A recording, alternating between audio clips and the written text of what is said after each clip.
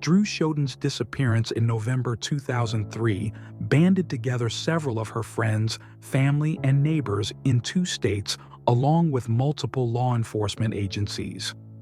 And although their search ended in tragedy, her family was able to get justice and spark change to make it easier for the public to track sex offenders living in their communities.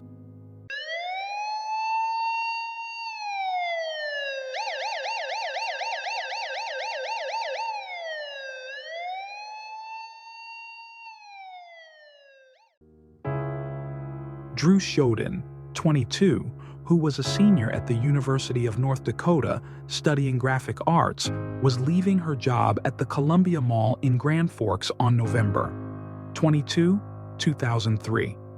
After buying a purse at one of the stores, she walked to the parking lot and was on the phone with her boyfriend Chris Lang, according to investigator Bill Mackey.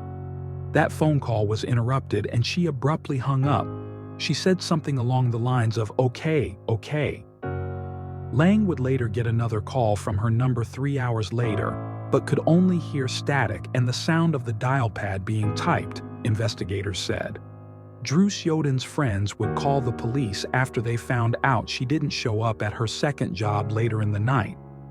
Officers found her car still in the parking lot and a knife sheath near one of the tires.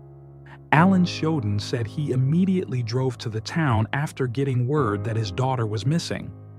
He said when he got to the parking lot and saw her car, he was so taken with emotion that he held a vigil next to the vehicle, hoping his daughter would return to her car. "It was a god-awful, terrible night," he said. Investigators were soon able to track the location of the second phone call to Lang, which was near Crookston, Minnesota.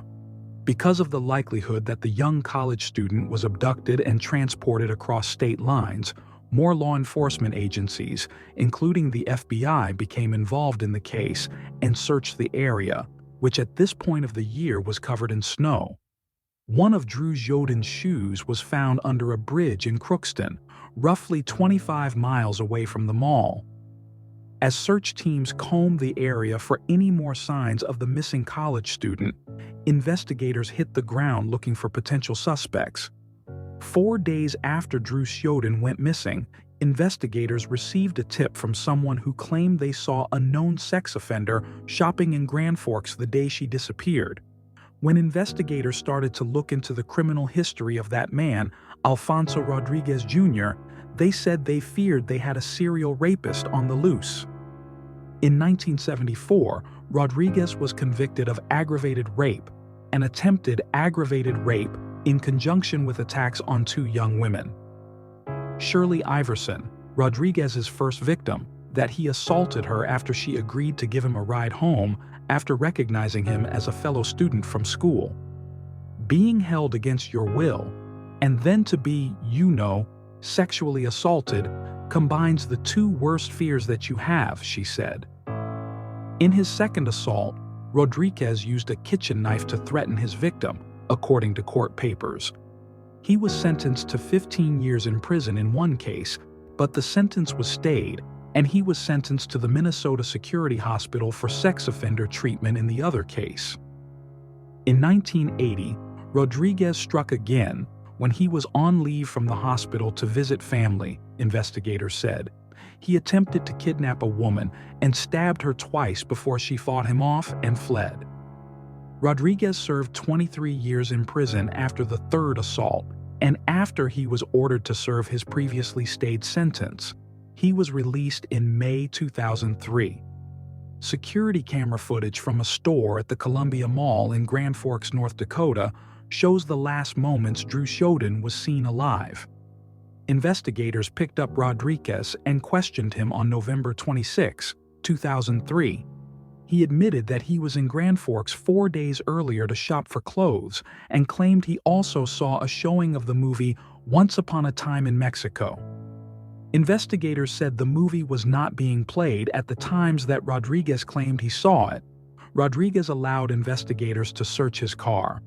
Special Agent Daniel Alquist of the Minnesota Bureau of Criminal Apprehension that knives were found in the trunk and glove compartment of the vehicle. At the same time, crime scene experts examined the knife sheath that was found next to Sjodin's car and determined it was part of a set that came with a folding knife typically sold at Menards.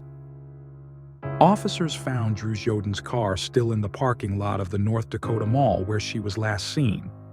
Rodriguez provided the knife to investigators when they asked and came down to the station for further questioning. He denied being involved with Dru Sjodin's disappearance. A search of Rodriguez's car found blood specks on the rear window and back seat, which later matched the missing woman's DNA. "I believe that she may have been hit in the face or something that caused bleeding," Alquist said. As the search crews continued to look for Dru Sjodin's body, police arrested Rodriguez and charged him with kidnapping. 5 months of searches by police, neighbors, and others turned up no sign of the missing woman, but on April 17, 2004, Dru Sjodin's family would get tragic news. Her body was found in a ravine that was just under freshly melted snow just outside of Crookston. She was naked from the waist down with her hands bound behind her back. It was absolutely a horrible day, but it was a day of relief because at that point we, knew that Drusi was no longer with us, Alan Sjodin said. Because Dru Sjodin's case took place across state lines, it became a federal case and Rodriguez was eligible for the death penalty. He was convicted of a kidnapping, resulting in death charge on August 30, 2006. Rodriguez was sitting on death row for 15 years when the judge who issued the sentence overturned the death penalty in an appeal ruling.